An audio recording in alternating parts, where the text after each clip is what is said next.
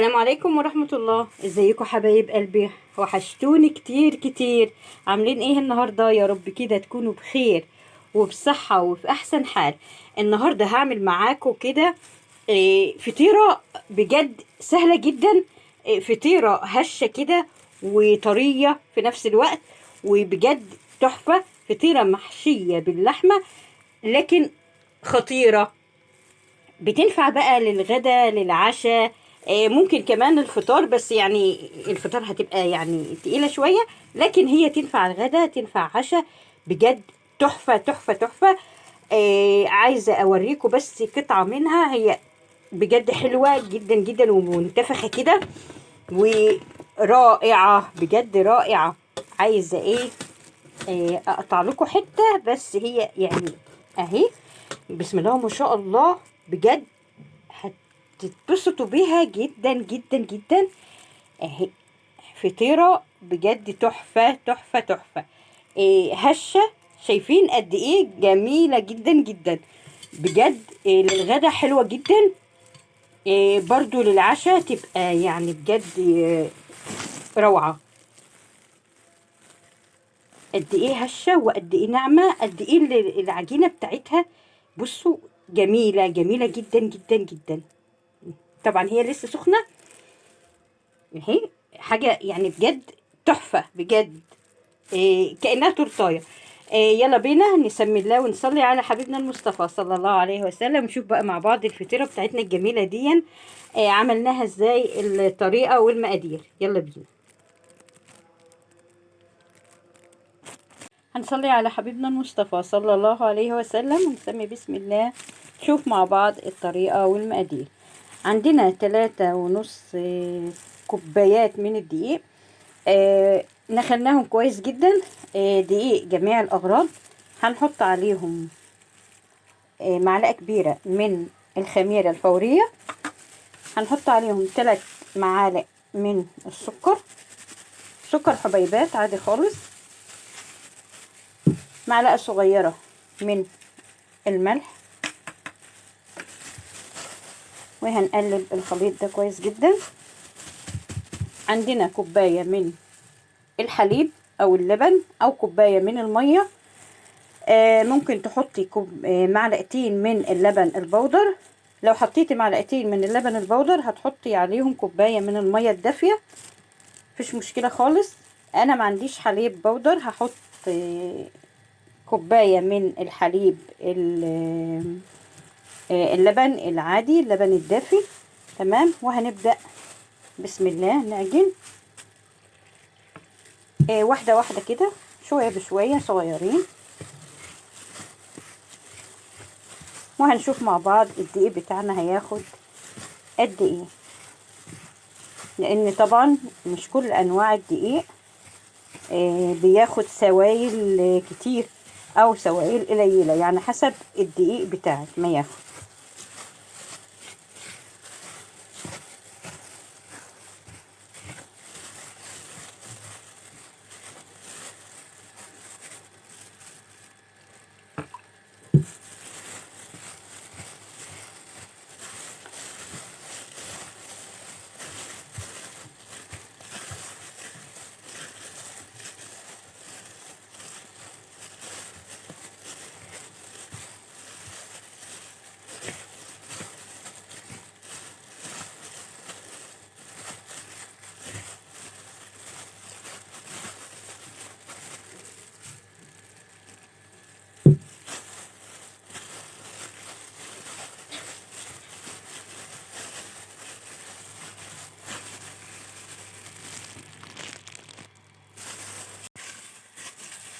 عجنت العجينة بتاعتي يعني حوالي 3 دقايق بس. هنحط بقى ربع كوباية من الزيت. بسم الله. وهنعجن.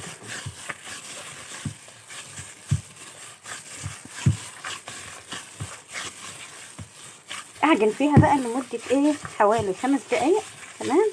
وهسيبها تخمر على جنب، وهنبدأ نعمل مع بعض الحشوة بتاعتنا.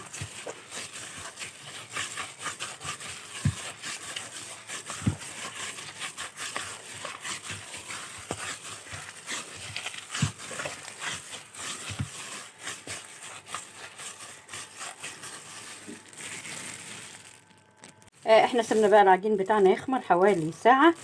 عندنا هنا ربع كيلو من اللحمة اهو، دي للحشوة بتاعتنا.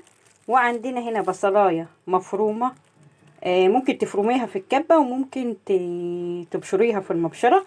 بس لازم تصفي منها المية بتاعتها جدا، يعني ايه ما يكونش فيها مية خالص خالص، عشان ايه العجينة بتاعتنا ما تبقاش فيها مية ويتعجن معانا. عندي هنا فلفلة خضرة، ممكن انت لو عندك فلفل الوان ممكن تحط لها، انا ما عنديش، هحط الفلفله الخضراء. بسم الله الرحمن الرحيم. هحط بقى ملح، فلفل، حسب طبعا الكميه اللي انت بتحطيها.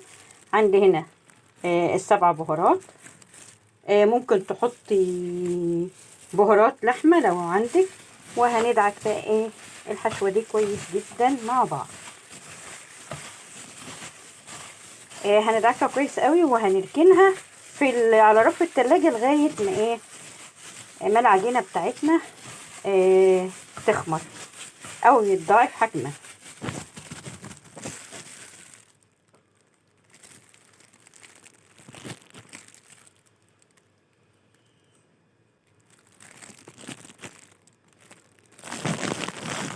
وكده حبايبي العجينه بتاعتنا خمرت اهي، بسم الله ما شاء الله تبارك الله. شوف قد ايه جميله ما شاء الله. بس هنشيل الخمر بتاعها كده، بسم الله الرحمن الرحيم. وهنجيب بس رشه من الدقيق بسيطه كده عشان نفردها، بسم الله.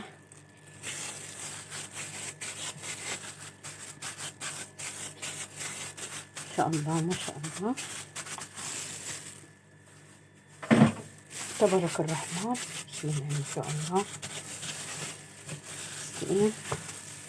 نحط بس رشه من الدقيق عشان بس ما تلزقش. احنا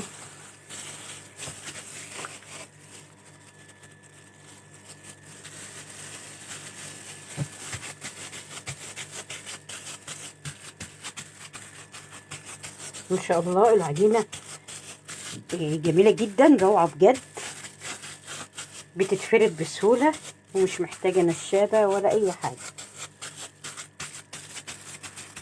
نجيب بقى الحشوه بتاعتنا، بسم الله الرحمن الرحيم.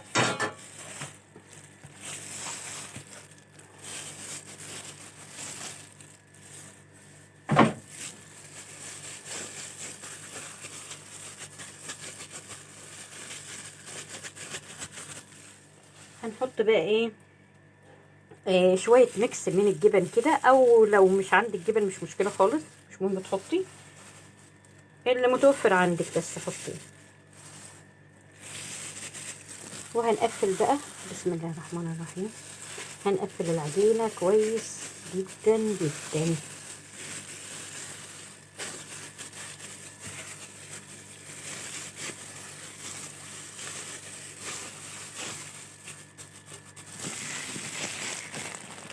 هنبدأ بقى نفرد العجينة بتاعتنا بالراحة خالص خالص، يعني بالنشابة بهدوء جدا جدا كده عشان الحشو ما تطلعش منها.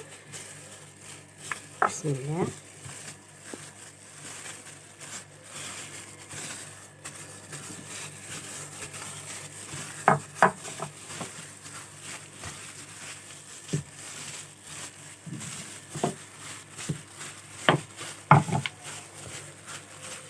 وهنحطها في الصينية بتاعتنا ونبدأ نكمل بس فرد فيها في الصينية، وهي في الصينية زي ما هي كده. بسم الله الرحمن الرحيم. هنجيب صينية مدهونة بزيت، برشة زيت بسيطة كده، او ممكن لو عندك ورق زبدة تحط فيها ورق زبدة وتحط العجينة بتاعتك فيها.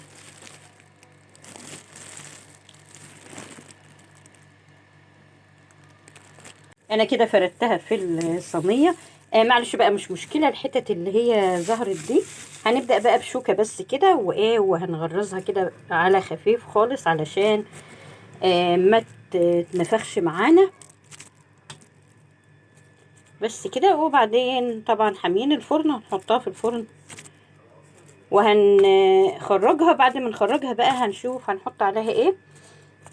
تمام، انا كده خرمتها كده كلها، وهحطها بقى ايه في الفرن.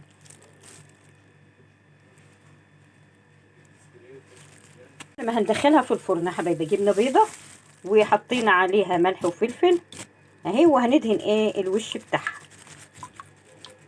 تمام، هندهن الوش بتاعها وبعدين ندخلها الفرن. بسم الله الرحمن الرحيم. تمام كده.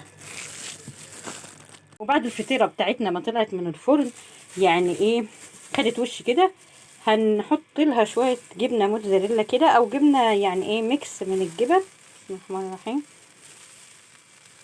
وهندخلها تاني الفرن. طبعا لسه طالعه سخنه. ايه هنحط لها بقى ايه شويه جبن،